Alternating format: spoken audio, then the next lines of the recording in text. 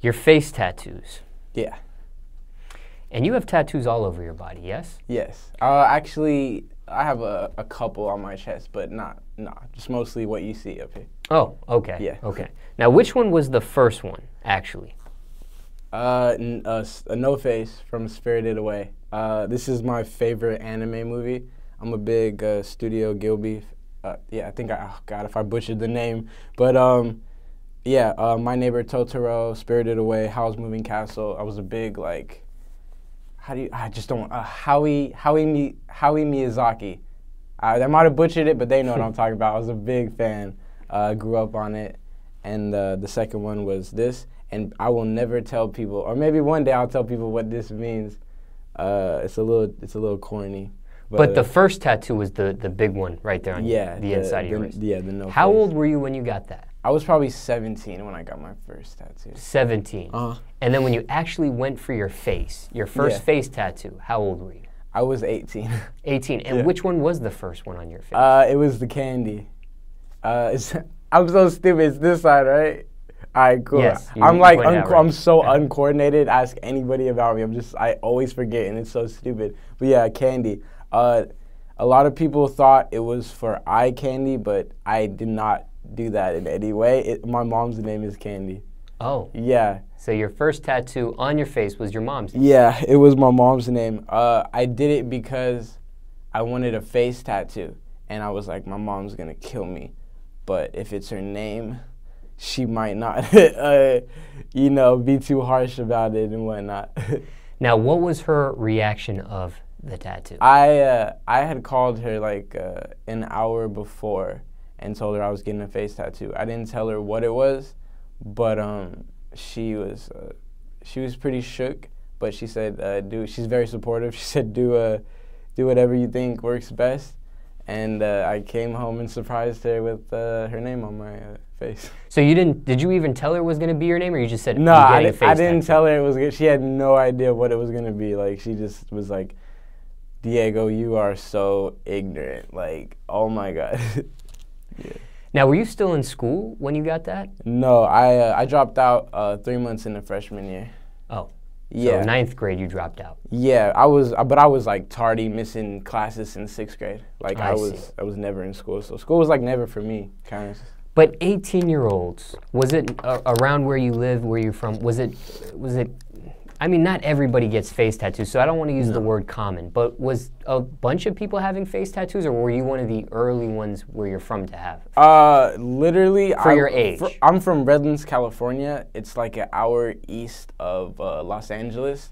It's like population's probably like 100,000 people, so it's not a real big city. Like not a lot of like. Can I curse too? Yes. Not a lot of shit happens out there, but. I was definitely, they don't see, if you have a face tat out there, it's like you banging, like, you repping or something, you part of like a gang or a crew. It's like real bad out there. So when I walk around, people think, they think I'm like in a gang and shit, but I'm not in any fucking gang. But now that I got the face tat, a lot of my friends, they started picking up the idea, and now I'm seeing a little bit more people from my hometown getting the face tats. Yeah. Now, you could have put that tattoo anywhere on your body, but why actually go for the face? Why have a face tattoo? I know you wanted one, but why?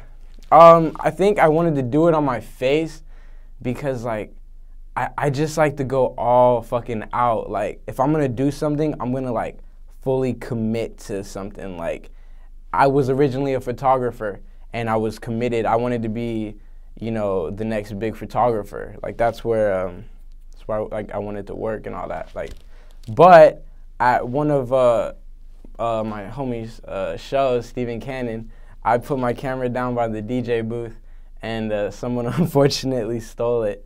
And I was like devastated. It was like a present from my parents. It was like $2,000 or something, and like I just said fuck it. You know what I mean? Like I just counted my losses. All my friends were rappers, so I was like, well, how much is it to like record at your guys' studio? And they were like, just shoot them $20 and we'll mix your stuff down. And I was like, yeah, I'll give it a shot. Like, why not? All my friends are rapping. Might as well like try. I felt like I had a cool voice, maybe. and that's how I really got into rap. So not only did somebody steal your camera, they stole your dream. No, if they had not stolen that camera, I would not be living my dream today, because I would have never started rapping, and I wouldn't even be in Atlanta with you right now. Yeah. So Crazy. they actually, you know what? I like thank whoever stole my camera. Like, thank you if you're watching this. Now, the other face tattoos you have, can you share the meanings behind them? Yeah, I got 3 Z's on my right cheek. That one is the only tattoo that I would probably say had no meaning besides I was Lil Xan, and I thought it would be funny to, you know, Lil Xan always sleepy. You know? And that's not a lie. I'm always nodding off on the road on these airplanes. Like, we've been traveling so much. So it's definitely a representation of how I am, you know? And then the low, I came from like a little crew called Lil Gang. And it was with me, my homies Steven Cannon, Eris Ray, and a bunch of like my old homies. And Lil Gang, like, it got us to a certain level, but it evolved into Xanarchy, what we are today. You know, we're doing all the merchandise now, and the brand is just going fucking insane. The movement is insane. The interaction with the fans is like crazy. Like, I'm not used to this. Like, this is all like the last 2 months of my life have been so crazy. It's like that, what do they say? That like overnight shit. Like, that's a real overnight thing. success. Yeah, it's a real thing. Now, we know the reaction you get in your hometown, but what's the reaction you get to your face tattoos when you're out of your hometown, when you're just in various places? I would say the difference is, like, when I'm in my hometown, it's a bunch of like old white people assuming that I'm like gangbanging or something, and you know, if their kids are walking by me, they'll be like, "Yo, Timmy, move over here," or something, and they're very prejudiced. And then, you know, like all the gangs, NSR and all that shit, they'll try to, like, you know, press you and shit, you know, take your shoes, rob your shoes and shit. So just because they think, you know, you're either a Crip or a Blood, because I got a couple of C tattoos that have nothing to do with that, just the fact that they start with C. So I've been pressed on that, but luckily, like, never been like robbed or anything. Yeah, but outside of town, like, when I just moved to LA, just got my apartment like a week ago. I'm at home in LA. You know, people in LA are used to seeing hobos walking around literally with their balls hanging to the floor on Skid Row, you know. So in LA, it's nothing. Like, there's not even a second glance. And that's why I had to move out there for my music, and because for me, I just feel more comfortable out there.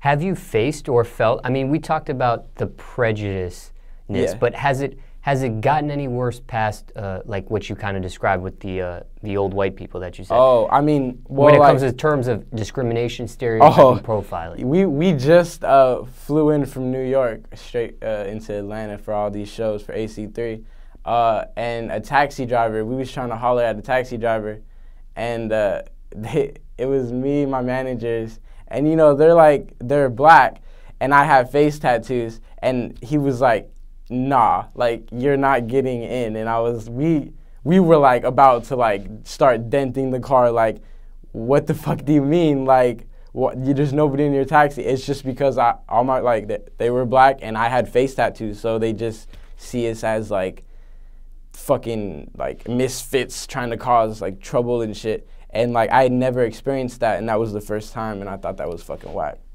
But I've heard New York's like rude like that, like, and shit.